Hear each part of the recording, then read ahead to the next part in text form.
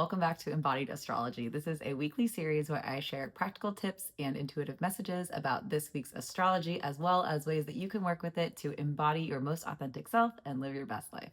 Oh my gosh, you guys, when I was looking at the astrology of this upcoming week, there's so much stuff. It's like kind of insane how much stuff is happening. So at the risk of making this like a 17-minute long video, I'm really just going to focus on the key top line messages that I was receiving as I was meditating and asking what were the best messages for my audience and what do they need to know about this week? How can they work with the energy and stay grounded and really just come out of this wild astrological week intact. So that's what we're going to be focusing on today. So the first thing that we need to be aware of this week is there is this big energy around dissolving old structures and systems that no longer serve us. The reason why we are experiencing this energy is because we have really some once in a lifetime astrology that's happening this Friday. Saturn and Neptune are coming together in Aries. And not only that, they are meeting at the 0-degree point of Aries, which is the start of the zodiac. And so it's very much this energy of new beginnings, but dissolving old things that do not serve us in order to usher in this new area. Saturn is the planet of structures and boundaries and systems, while Neptune is the planet of dreams and ideals and visions. And so you can only imagine that when these two planets come together, it is like a really big shock to the system, less so perhaps in our personal lives, but definitely more so collectively. I believe the last time that Saturn and Neptune met in this way, it marked the fall of the Berlin Wall. So as you can see, this is really kind of like how astrology is showing up on a global scale. And the truth is we're already seeing it and feeling it right now with everything that's going on in the news. It's astrology that is dissolving false idols, putting leaders under a microscope, really allowing us or encouraging us or even forcing us to look at the ways that we approach violence and conflict and aggression and all of these things. And so this is a transit that happens on Friday. It's probably, we're feeling it right now, but essentially it is astrology that is encouraging us to let go of old systems and structures that no longer serve us. And how can we blaze new trails to create a new reality? The astrology of this week is also here to unite us under a collective purpose. There is going to be this new era of group, collective focus, mutual aid, community care. This is all happening because we have a solar eclipse in Aquarius on Tuesday. Now, I hesitate to get too into the technicalities of the astrology because I know sometimes it can feel a little bit daunting, but I do think it's important to share what eclipses are and why we care about them and what they symbolize. When eclipses happen, it means that either the sun or the moon, our light source, depending on the time of the day, is getting blocked out in the sky. And so symbolically, this is like a power surge. It is this moment of drastic endings, beginnings, accelerations of timelines. And it really is this kind of time where things emerge from the shadows. It's very shadowy kind of astrology. A lot of shadowy material sort of comes up. It's a great opportunity for us to work with our own shadows. And that was a big message that I was receiving as I was in meditation for this episode. We're really being encouraged to do some shadow work right now, which I know is never really a fun thing. Trust me, I don't love really doing that either, but it is such an important thing to integrate and to look at because in my experience, and probably in yours as well, the more that we are confronted with lessons and then we just choose to bypass them, the more those lessons just keep coming back louder until we are forced to face them.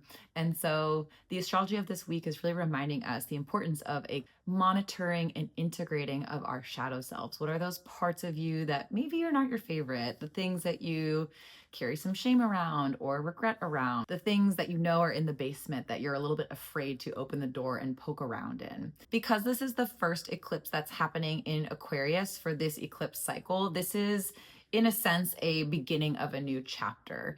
And I kind of like this eclipse chapter that's starting. We're getting this surge of energy in Aquarius, which is all about community, forward thinking, innovation, technology, and activism.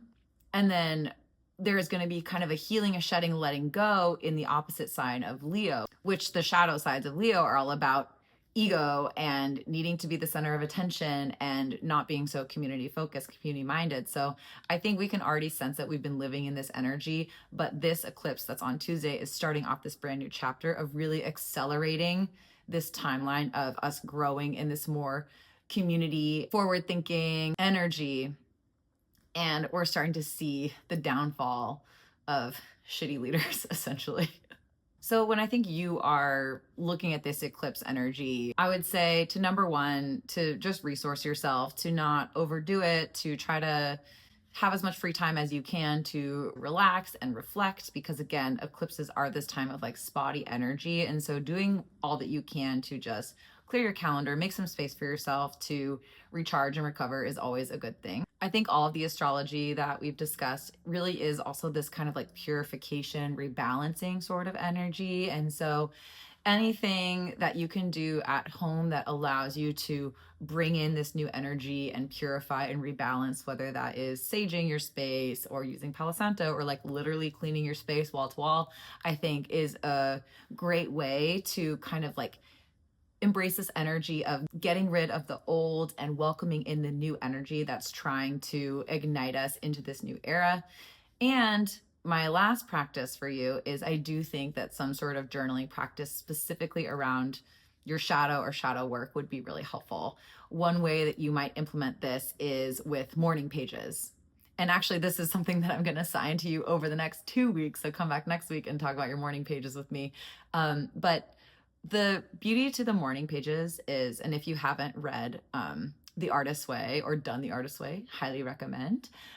It's a practice where you bring out your journal first thing in the morning and you're going to journal 3 pages of just stream of consciousness writing. I don't know about you guys, but in the morning, sometimes I'll wake up anxious or grumpy because I didn't sleep well or whatever. And so just getting those words out onto the page and kind of working out some of those internal shadows or fears or anxieties, I find really helpful. You leave it on the page and then you can start your day. And it's just a really great way of kind of sorting through and working through that energy that allows you to see it, acknowledge it, integrate it, and then move on with your life. And that's it for this week's episode. Thank you so much for watching. I hope you enjoyed it. If you liked this video, please subscribe. I come back and post new videos every Monday about what's going on in the sky, so you know what's going on and you know how to work with it. If you're curious about where some of this astrology is landing for you personally, go ahead and drop your rising sign in the comments. There is a lot of value in understanding where Aries is in your chart. This is where kind of like the dissolving of old systems and bringing forth a new vision energy is happening, as well as where this new eclipse cycle is starting in your chart. Where is Aquarius and where is Leo? Because these are 2 areas of your life that over the next 1.5 to 2-ish years are going to receive a lot of transformation and acceleration of timelines and new energy and all of that good stuff. So go ahead and let me know in the comments what your rising sign is, and I will give you some clues to how that all lands for you personally. Thanks again for watching, and I hope you have a great week. Stay safe out there, stay hydrated, get lots of sleep, and we're gonna get through this.